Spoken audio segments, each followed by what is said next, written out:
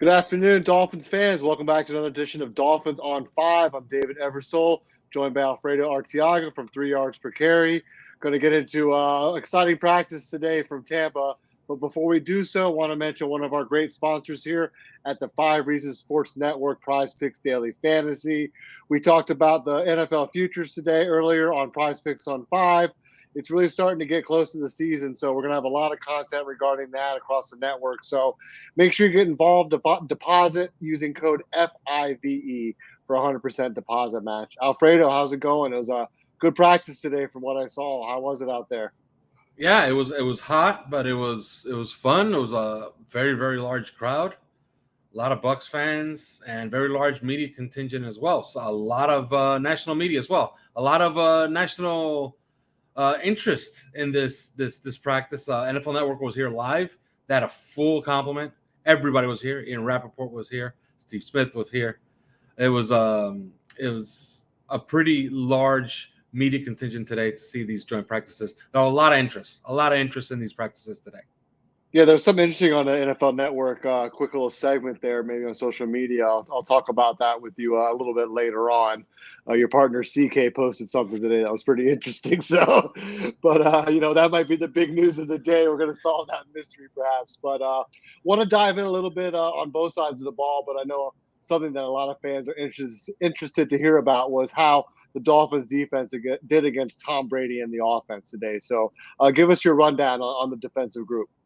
Well, to start, there was a lot of reports on the internet of, it was Bucks writers, Dolphin writers, mostly Bucks writers, because I think Dolphin writers have been, and Dolphin media have been conditioned throughout this camp to understand what they're trying to accomplish and trying to understand the way that they practice and to understand that one versus ones and, a one versus, one-on-ones and 7-on-7, 7-on-9.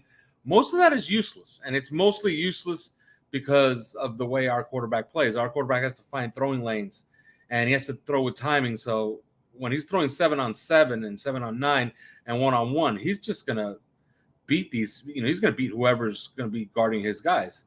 Same for Tom Brady. Tom Brady is one of the more accurate and one of the best throwers of the football of all time. So 1-on-1s and 7-on-7s were, for the most part, a turkey shoot. So everybody's talking about, this guy got burned and that guy got burned, and Brady is cooking. Well, you don't play 1-on-1 in football. You do on the beach. Like if Tom Brady ever invites all these guys together to go and play some football 1-on-1 on the beach, then yeah, the Bucks would really have one over on the Dolphins. But that was not the case today. Once they went to 11-on-11, I could give you some numbers if you want them. Tom Brady had 5 drives. He had 2 3-and-outs. He was sacked 3 times. He had 3 batted balls, no touchdowns. He engineered a field goal on a 2-minute drive. And on that 2-minute drive, he completed a pass to Tyler Johnson that the Dolphins disputed because they felt they had a 4th sack. So it was just a very good performance by the Dolphins defense today against a very good Tampa Bay offense. I understand Mike Evans was not playing. We understand that. Russell Gage left practice a little bit early, but it's still Julio Jones out there, and Chris Godwin didn't play, but Tyler Johnson did, Scotty Miller did, and it's still Tom Brady, and he was completely flustered to the point where he actually was spotted in practice going over to Bruce Arians and complaining on something or the other after he went 3-and-out for the second time. Yeah, and I saw that Christian Wilkins was a problem today in the backfield. A lot of reports of him being really active and getting behind the line of scrimmage. So give us some of the breakdown on the defensive line specifically versus the Tampa O-line. Well, I thought it was really interesting to see the dynamic because the Tampa Bay Buccaneers interior offensive line is a mass unit right now. And their center, Robert Hainsey, who's taken over for Ryan Jensen, who's out for the year, he went down early in practice. It turns out it was just cramps. He was just seizing up, so he had to leave practice early. They were fearing it was something worse. Good for them. It's not. It's just mere cramps. So he had to leave a little bit early today. It's a mass unit on the inside. So naturally, what do you expect? When you see something like that, you have Christian Wilkins and you have Zach Sealer, you expect to just run roughshod over the interior of their line, and that's exactly what happened. Zach Sealer was he could not be blocked today. He just couldn't be blocked.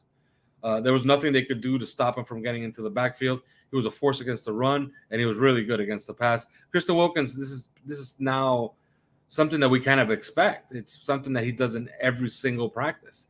Jalen Phillips also flashed, but Emmanuel Ogbah, he had some counting stats. He had 2 sacks and he had a batted pass. Although there's some dispute whether one of his sacks belongs to Zach Sealer because they arrived there at the same time. But overall, a great performance by the Dolphin defensive line. We come to expect it. It's one of the better units on the team, and they should be very, very good. Yeah, it's definitely encouraging to hear. So let's jump to the offense. It looked like Tua perhaps threw his first incompletion of the entire training camp so far. But how was Tua and the passing game looking out there? I felt the offense was very, very vanilla today, very conservative. And I guess it's understood with so much media, maybe they tried to dial it back a little bit. But Tua was efficient. It wasn't like other days where it's high flying, pinball machine offense. That wasn't the case today. Today was more matriculating the ball down the field, being very efficient. He had some very, very good moments. He had 2 drives. In the early period, it was 2 drives for Brady. Brady achieved 1 first down and had a 3-and-out. Tua achieved 6 first downs and got a field goal in 2 drives. So Tua won the early portion of practice against Tom Brady. Tua had 1 drive where I thought he was as good as he's been in a while because it was all short passes that he was completing right on time, on a dime, and it was in the 2-minute drill where he just went right down the field, and they kind of stalled at the 21-yard line, I believe it was, and they struggled to get the field goal unit on. But on another drive, Tua completed 5 consecutive passes to move them from their own 30 to the Tampa Bay 21, where they then stalled and had to kick a field goal. So overall, pretty good. A lot of tosses, a lot of short passes, a lot of quick outs, a lot of slants. No big plays, except on that 1 drive where it was funny because I believe – I forgot who was it that was mentioning it, but there's a tweet out there. I wonder who I'm trying to remember who actually put it out there, but there was a tweet saying that one Buccaneer fan behind him was saying Tyreek Hill is not going to be very good in this offense. And the very next play was a 26-yard gain on a post to Tyreek Hill. So yeah, the offense had its moments, but you could tell it was really, really vanilla, really, really conservative. The defense was the absolute star of the day today. Yeah, that's something you want to obviously kind of keep some things under wraps, competing against them for the rest of the week. One group we haven't talked about really at all of these last couple of reports is a special team. So anything that we're seeing out of those units in terms of just consistency or concerns at all with the special teams? Special teams, I understand that they have to practice it, and it's something that they have to get right because penalties in the special in the kicking game can be a killer in a regular season game, man. You start taking penalties and getting backed up, when you're returning a kickoff, like that could be the death knell of a drive before it even starts, right? So it's something that they have to practice, but it's something that's so hard to really quantify because guys are running down there fast and at full speed, and you see that they're converging on the runner, and then all of a sudden everybody's slowing down to 20%. So it's very hard to quantify, what's going to happen. But I can't say that their depth chart that has Jalen Waddle returning punts and Tyreek Hill returning punts and Mostert returning kickoffs, that's probably inaccurate. Let's just say that. Okay. But, Jason Sanders, I made a mistake in the last show. He did miss his first one of all camp.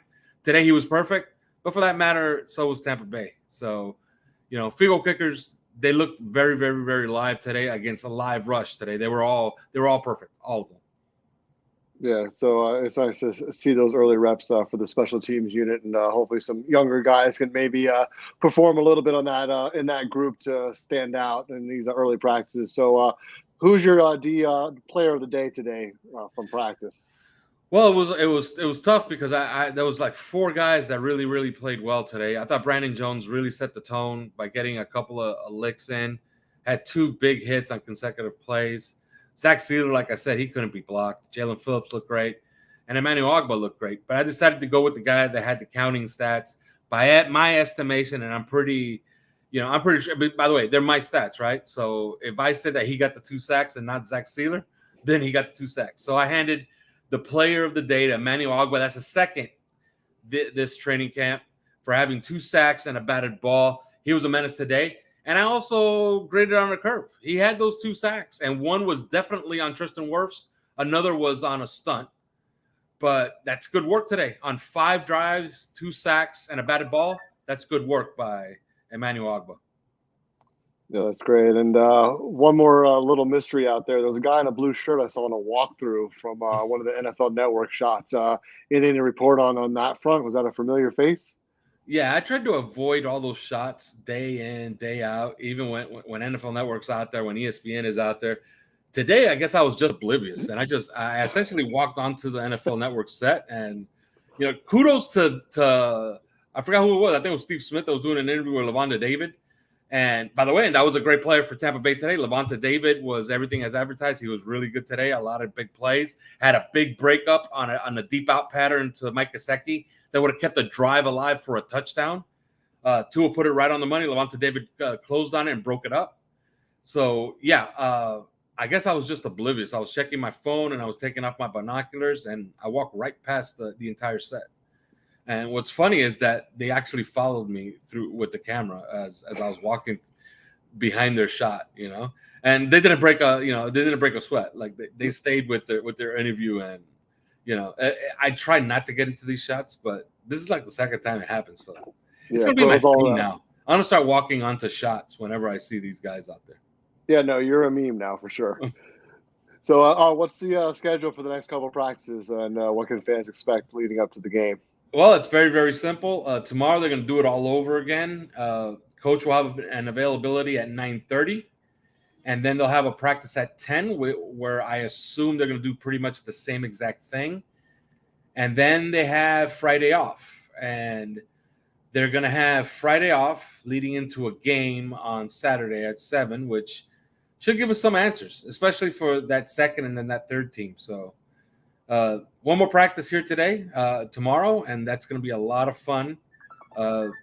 If not for anything else, you get to have competing beats talking about who actually played great and when and where. Yeah, it's getting closer and closer to the real thing. So thanks, Alfredo, and appreciate everybody watching, and we'll be back for another report after tomorrow's practice.